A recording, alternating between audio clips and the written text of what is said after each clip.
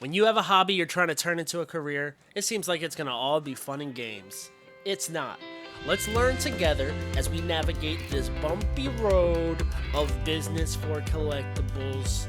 This is Paving Packstreet. Okay, so you might have your first convention coming up, so you looked up a video like this. In this video, I'm gonna go over the mistakes that I made in my first convention and also questions I had in mind before I applied for my first convention. The first thing that I learned when I was going through the process of booking my first convention is what table in the layout of tables would be best. What I quickly realized is a wall spot, meaning your table is here, there's a wall behind you. Other than wall spots, there's usually like tables going around in the middle of the convention area. Wall spots are best. Corner wall spots are like the shit, is what I learned. I think it's just like a psychology thing. Customers who come in, they walk the perimeter first, they go through the middle, and then they end up walking the perimeter again. So when you're talking to whoever's running the show, ask them if it's possible for you to get a wall spot. Sometimes it will be, sometimes it won't be. Usually the people they have really good relationships with will get those spots first. Now, it's not going to kill you if you don't get a wall spot. I don't think that makes or breaks the show, but I do feel like when we've had wall spots at our shows, we've had more traffic going to our table. Okay, now let's go over things to bring. Very important that you have a checklist before you leave, so write this stuff down. So the first thing is cash. Obviously, you're going to need cash. A lot of people bring cash to these things. I brought $200, 100 of $1 bills and 100 of $5 bills. $200 in ones and fives. We never ran out of change for people. We felt comfortable the whole time. We didn't have to panic at all. So that's what I suggest bringing. While we're on the note of holding a lot of cash on you, I would suggest bringing like a bag. When we do conventions, Kevin always brings a bag that he holds around his chest. That's where he's holding his money. It's on him. There's not going to be any sticky fingers coming by that could possibly grab it. If anything, bring like a lockbox or something that you could keep like behind your table or something. You don't want anything on the table. People can grab that. That was just a quick tip to add into you bringing cash. The next thing you're going to want to bring is stickers or cards, any sort of marketing material, because when you're there at the show and you're talking to people, you build a nice connection with somebody and then they leave and never talk to you again. It's like that could have became a return customer, someone that you built a relationship with who, you know, ends up being a huge supporter of your store. So bring stuff like that you could throw into their bag when they buy stuff, or if you're just talking to someone who happens not to buy stuff, you can hand it to them and say, hey, follow me, I'll follow you back. Stuff like that, because everybody who comes across your table who seems interested in that stuff, you want to be able to build a relationship with them. Okay, some other stuff that may not be like as important, but it's still something you want to bring. I'm going to say an extension cord. You don't know how close you're going to be to an outlet.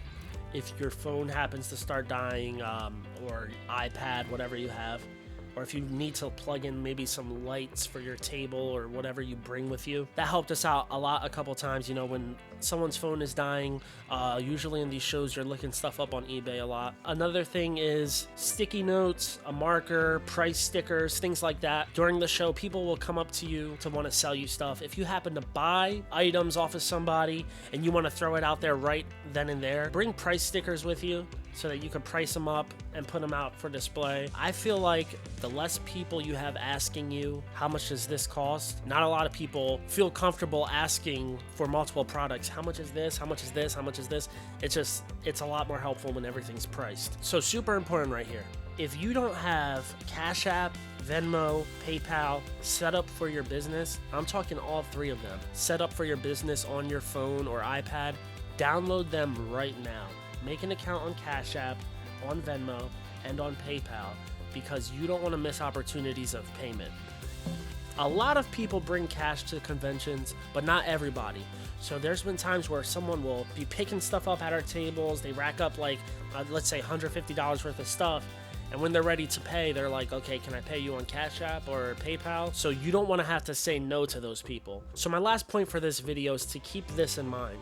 When you're at this show, there's going to be a lot of people coming up to you asking you if you buy stuff. So talk it over with your business partner or whoever you bring with you beforehand if you're buying, and how much you're willing to spend at the show. I want to say it's like maybe 40-60, like when it comes to people buying and wanting to sell. Like 40% of people who are coming to our tables are asking, hey, do you guys buy stuff? Have eBay ready, or however you look up your prices, have that ready. Just something to keep in mind so you're not caught off guard, because that does happen a lot. So make sure you just know how you're going to handle those situations. Okay, I lied. That was not the last thing.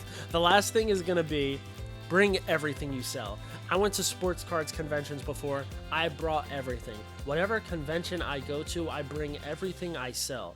Not my whole entire inventory, but if I would go to a card convention, I'm bringing 2-3 boxes of comic books as well.